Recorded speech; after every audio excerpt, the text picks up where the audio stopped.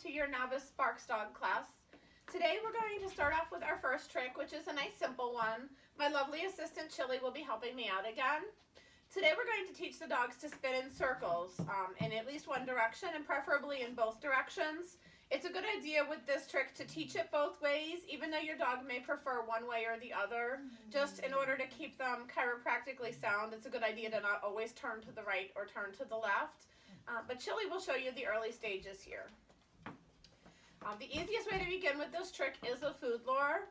And for your novice title, you can actually continue to lure for up to 50% of your tricks, although it is a good idea to try to wean off of the lure sooner rather than later. So Chili, you want to come off? So we're going to start off with the food in my hand, and I'm just going to lure her around in a circle.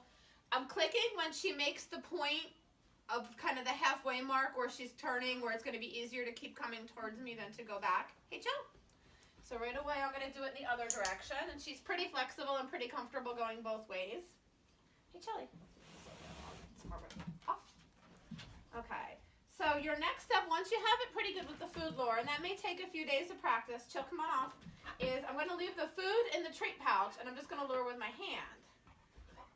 Good. And then I'll get her a treat because I clicked, and when you click, you always treat. So we've got the spin to the right, and then we're going to go to the left. And then that's pretty good. And then you can slowly start making your hand lure a little smaller. Uh-oh, you missed. Good. And less dramatic. And each time I'm trying to practice in both directions just to keep her well balanced. And when she's getting it pretty well, I'm going to add the cue. I teach a different cue for going right and going left because I think from the dog's perspective it's a pretty different behavior. So Chili knows spin to the right and turn to the left.